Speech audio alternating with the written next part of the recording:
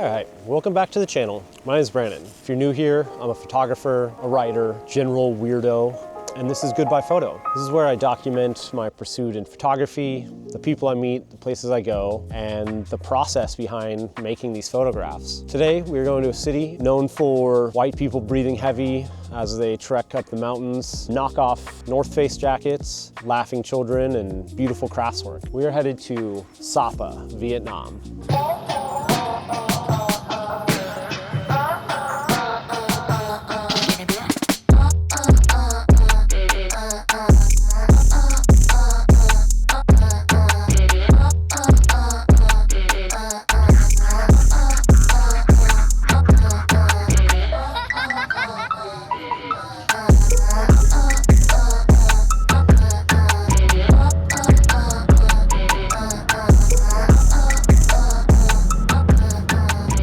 We got on a bus, a van thing this morning to go to Sapa, which is like a mountain area, I don't know, in the north, like next to the border of China. Me and Taylor were betting on who else would be on this van, if it was going to be like an old British couple or some young Israelis or what. And it turned out to be a family, man, wife, boy and girl. They're all speaking like every language. The man seems to speak Spanish. They also seem to be from either England or Australia. There's like a teenage girl, and she's terrible. At one point, her and her mom were arguing about something. Me and Taylor both had our headphones in, and we like paused it because they got heated. And the girl either bit her mom in the face or just headbutted her, and it like silenced the van completely. They decided for some reason for the son and the father to sit behind us, and the mom and the daughter to sit in front of us. So they're just like yelling and talking to each other in every language. I think from what I've gathered, the father is probably like a translator or something, because he's speaking mostly Spanish, and then he'll switch to English, and then switch to Italian, and then switch to French. The kids kind of understand Spanish, but he's teaching them also. The mom is definitely English or Australian or something. They're all terrible, just yelling at each other. And the dad is like shadow parenting and just being like, "Do you have water?" to the daughter. And she's like, "I have water, Dad. I've got it." And they're like yelling at each other, and it's kind of wild, but also whatever. Now we're stopped at like a noodle den. I don't know.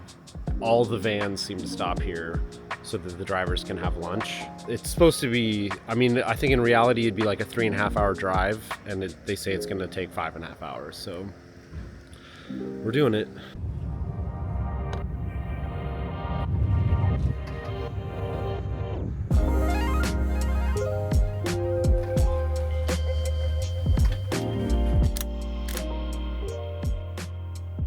Sapa is a great place if you're looking to get away from the buzzing, trafficked area of Hanoi, 5 hours outside of Hanoi towards the border of China. If you're looking to get back to nature, enjoy some good coffee, and fight off altitude sickness.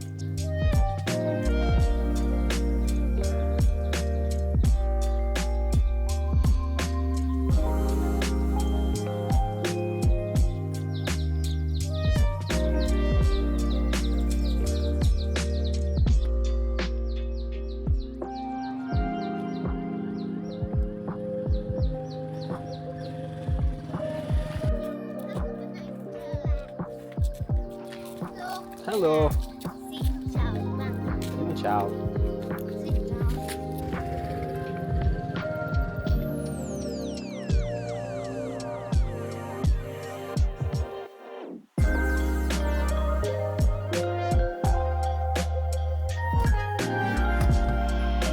We stayed in a homestay.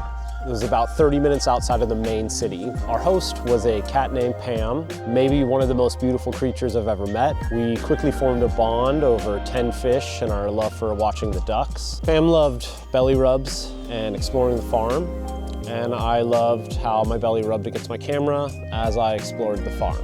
We spent many nights together, and I'll never forget her.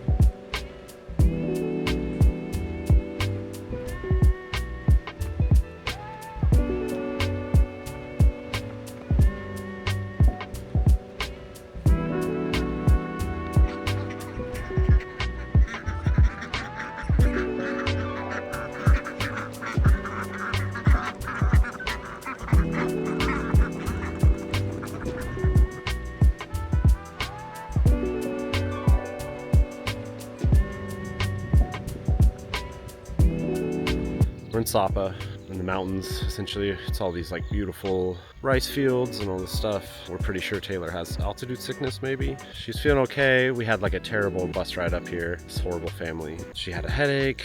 Later in the night she got nauseous, slept. Woke up today, still not feeling great. So she's chilling in the room all day. I'm gonna go out, kind of explore. Like the actual town of Sapa is about like 30 kilometers away from where we are. So we're in just literal village nothingness. So I'm gonna go explore, see what I can find.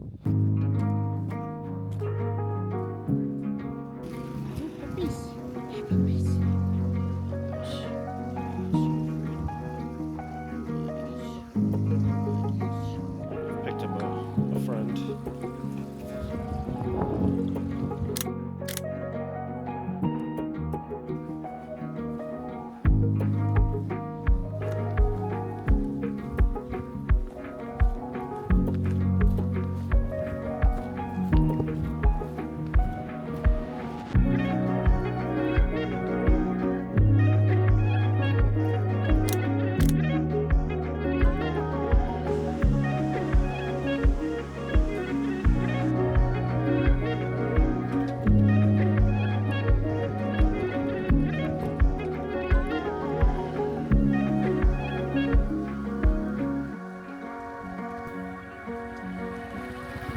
The area that we're staying in and that I'm walking, just kind of on this trail exploring, is like, they do like guided tours through here to all the little villages.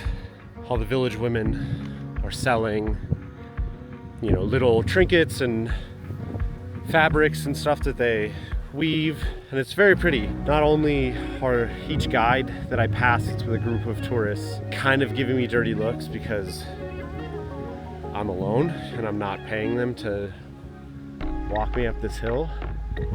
The people that are selling, the women that are selling these pillowcases and scarves and stuff, pretty pissed at me because I told them I don't have any money. And it's like, it starts out as like, hey, where are you from? Oh, you're so tall, strong guy. And then I'm like, oh, I don't have any money. And they're like, they literally just stop talking and walk off. It's wild. Trying to make a living. Can't blame them.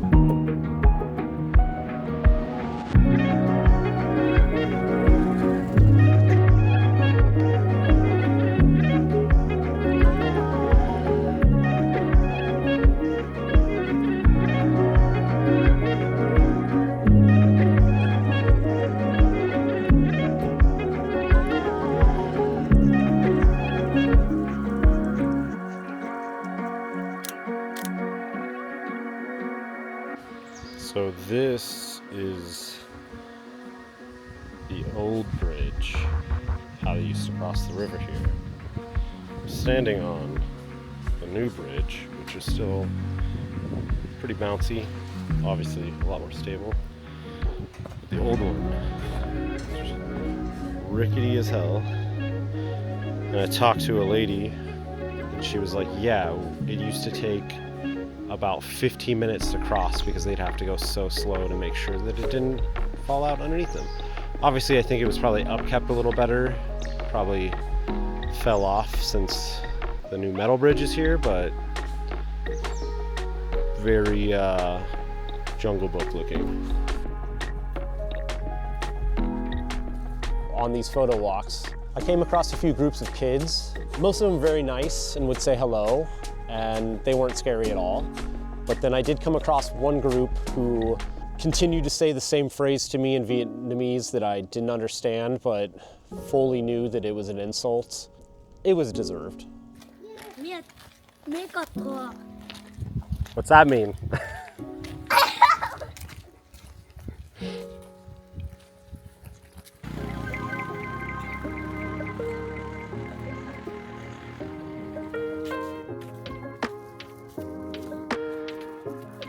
On one of my walks around the area, I came across a man who had maybe the best style I've ever, I couldn't even conceive of it, honestly, on my own. A whole sweatsuit, sandals, and a sword. It's a fit that I will be stealing, top of the line, fashionista type stuff.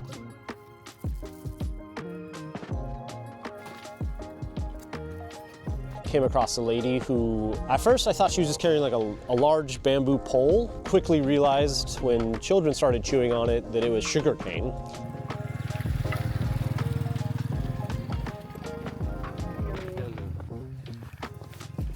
Sugar? Yeah. How much? 20. 20? Yeah. 10? Yeah, you eat? Sure, I'll try it. No. No? I just saw you say. Sure, do you have a... No? No? No worries, I'll find you again. Like this time I'm instructor. Oh, okay. Where you from? USA. Oh, I didn't know. Have a good day.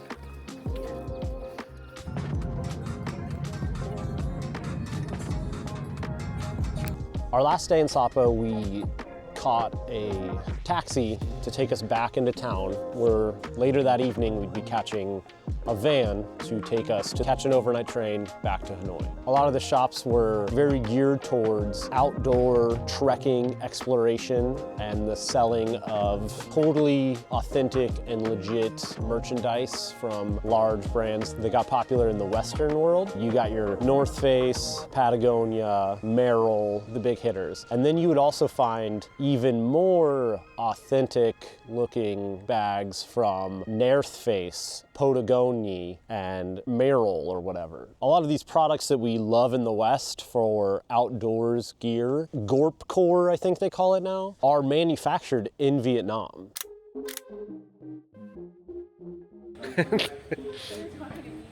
Checked out of the place they were staying at and then dropped off back in Sapa.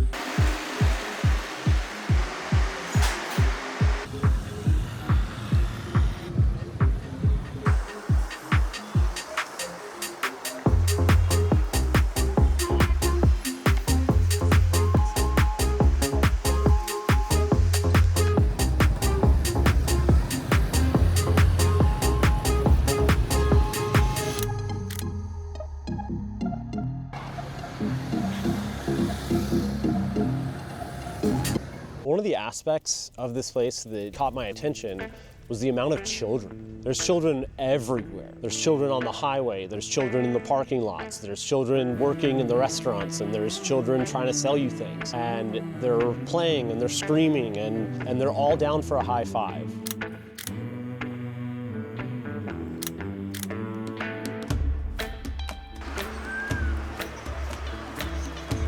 High five. Thank you. What's your name? Emily. I'm Brandon. Thank you. I'm Brandon. Thank you.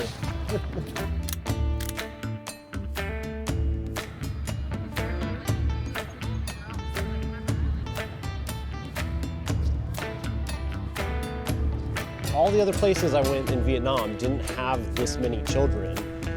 And I don't know why. Maybe there's just not a lot to do.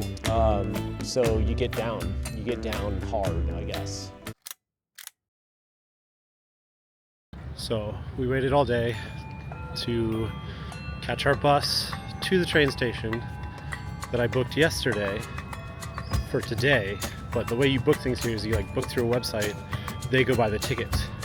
They bought our tickets for tomorrow.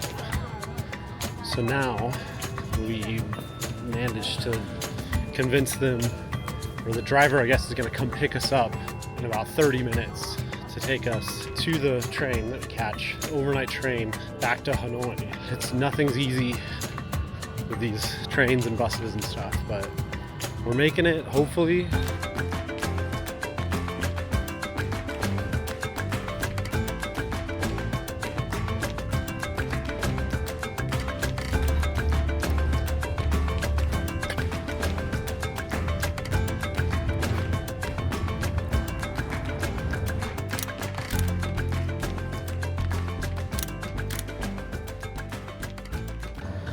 I don't know what's going on, but we're waiting for this train, and there's just like people just dancing everywhere.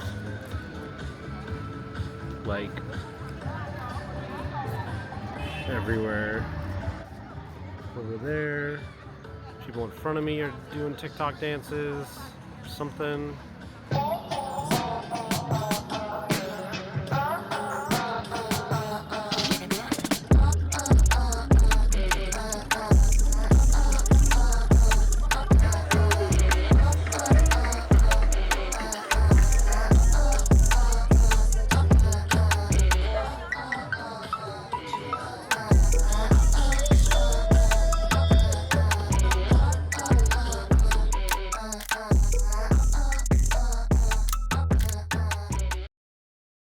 Eventually we made it to our train. Very nice train, kind of like Wes Anderson vibes.